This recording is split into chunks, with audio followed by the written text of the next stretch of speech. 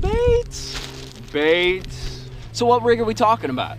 I'll tell you in a minute because we have to do this. Make sure you like, make sure you subscribe, and make sure you tell your buddies about real fishing, mikeybalzz fishing, dude. Just do it for me real quick. Down there, hit the notifications so you don't miss videos like these about tips, techniques, fishing, and big bass. Do we even need to mention that? But yeah, hit that button, dude, hit that like button, and let's get right to it.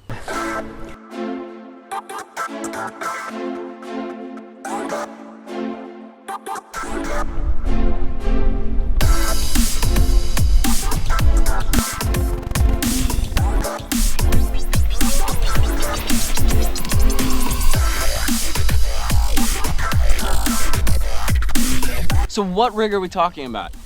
The infamous, I use that word wrong all the time. I gotta stop doing that. We're talking about the Neko Rig. This guy right here. Super simple, kind of stupid looking, not gonna lie.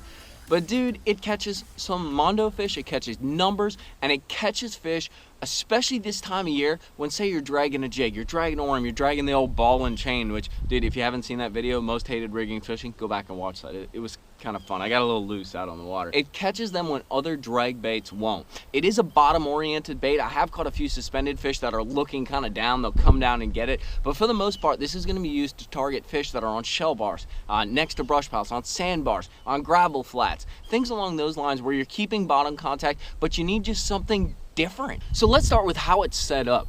We're going to run through that, and then I'm going to show you the specific components and the specific baits that I like to use on my Neko rigs. If you want to boil it down, it's a weighted wacky rig worm. So what you have is you have a straight tail worm, stick bait, worm, straight tail, simple. You have a weight in the head of that worm, just like that, or a nail weight. You can vary. We're going to talk about that in a minute. And then you have either just like a straight shank hook or a circle or round bend hook. That's simple, dude. That's the Neko Rig. So why is it so good? Well, basically, when you throw this thing out there, using a pretty lightweight, so it's finesse already, wacky style rigging.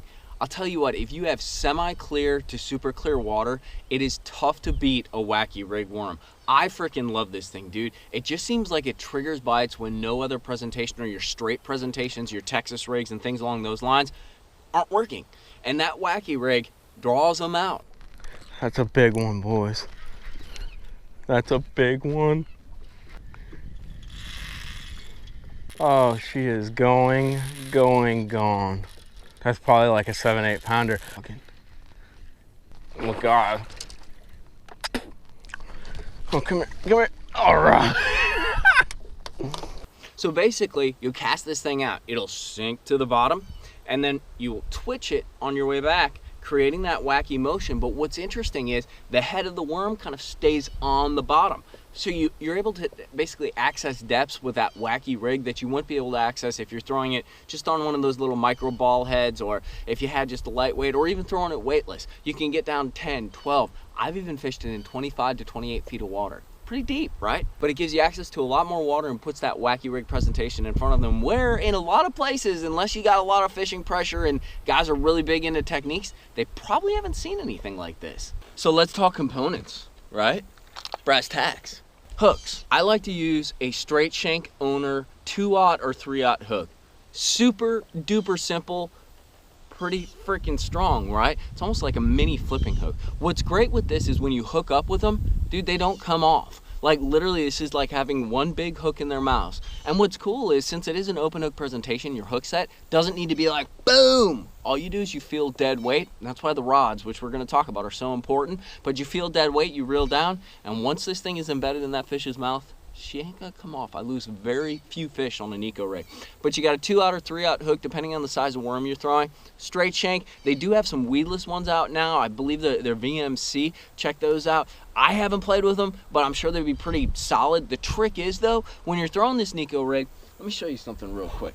So the way that hook is wacky rigged in there, basically, the weight's on the bottom, and the bait and the hook are elevated off the bottom. So you really don't got to worry about having a weedless presentation or a snagless hook all the time, unless you're fishing on like super heavy cover and trying to work it through stuff. But for most applications for the Neko rig, that open hook's gonna work just fine. Weights. I love these kind of weights. These are Demiki Niko Rig weights. A lot of guys will use a nail weight. Here's why I don't, and this is kind of a little trick. So these weights go into the head of the worm, but they're capped. The nail would go inside the worm.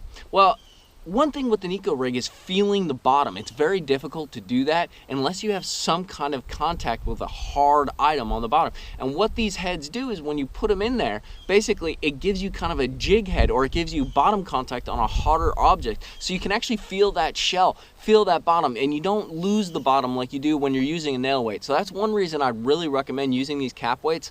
They're pretty cheap. You're gonna lose them. You're gonna lose nails. The bait comes off. These things fly out. It's just the way of the world, the way of the Niko Rig. But the caps are the better way to go. Better bottom contact, and I just think they hold better. Right? It's just a better feel for me, dude. So that means absolutely nothing, I guess. I like the caps. Go with the caps. What size weight should you use? This is tricky. So when I'm fishing in 10 to about 16, 17 feet of water, I use a 1/4 ounce. That's this guy right here. That's probably a little heavier than most people use. I like that bottom contact, and I like the bait to get down there quick. What I just want is to put a wacky rig in 15 to 18 feet of water. When I go deeper than that, all the way down to about 25, 27 feet of water, that's about the deepest I'll fish this, I use a 5/16. And it does take a little bit to get down there, but it does the job. I get my bottom contact. A lot of guys I know that are fishing kind of shallower stuff or current, they'll go down to an 1/8, a 16th. They'll go pretty light. I just need that bottom contact because I'm hitting shell, I'm hitting like rocks, I'm hitting sandbars and stuff like that. So I need to make sure it's down there. I'd like it to get down there quick. I don't want to piddle around with it. The water I'm usually fishing is semi-stained. It's got a little bit of green tint to it. So I'm not super worried about like hyper duper finesse stuff. So that's kind of why I stick with these guys. So you got the Niko Rig components. What bait do you throw? I got 3 baits that I throw. That's about it. I'm sure there's some weird variations. You could probably put like a freaking soft plastic jerk bait on there. Probably do some weird stuff. I haven't experimented a whole bunch because these work so good. The first one's a Gambler Phat Ace. This is a 6-inch stick bait. This is actually one of the colors that I love. I have it in this, which is Copperfield, and then Green Pumpkin. These 2 colors cover me in any situation. If they're eating shad, if they're eating brim, if they're eating forage, like it basically, the Copperfield, since it has that green in it, oftentimes to be natural, I like going with natural colors. The water's got a green tint to it, the fish are gonna have green tints to it. So that Copperfield covers me in a multitude of situations, and they chomp it, by the way. My favorite for big fish is this guy. This is a Zoom Mag Trickworm. Mag because it's gigantic. This is what I'll use oftentimes on my deep rig. That's my 5/16 ounce Niko Rig. And this guy, it catches small ones, it catches mondos. It's a bigger presentation, it's easy to throw, and it freaking day in and day out, this one just outperforms everything. It's a solid bait on that Niko Rig. It's kind of the standard across the board. I think everyone who throws a Niko Rig has one of these tied on at some point or another. Lastly, this is my giant killer, the 7-inch Phat Ace. Dude, if I'm on big ones, this thing's coming out. And dude, just as kind of a note, you've probably seen this thing in a bunch of videos. I use this in a million different ways. I use this for my mag Ned head, where I cut it off right above the worm sack and then thread it on there. Use it for my Magnum Niko. It has a lot of different functions. That's what I like about this, and especially when you mod it out, you can do a million things with it. But back to the point. For my mag Niko Rig, I'll put this thing on a 5/16 head with a cap. I might go up to a 3/0 or a 4/0 hook, but this thing, giant bites. If I'm on the big ones, this is what I'm pulling out. So we covered baits, we covered terminal tackle. What do you throw the thing on? I have 2 setups.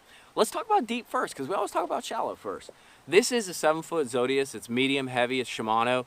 Basically, it says it's an extra fast tip. I don't think it is. It's kind of semi-moderate. I use this for my mag Niko, my 5/16, my deeper stuff. I have 12-pound fluorocarbon on there, high-speed reel. Super important because it's a drag rig. It's just like throwing a jig or a worm. You want that high-speed reel so you can pick up line real quick. But this is my setup. That 12-pound, I never go down to 10. It's a little bit light. The 12 kind of gets me through some of the cover, through some of the shell, but at the same time handles big fish. My other, this is for my lighter stuff, my 1/4 ounce.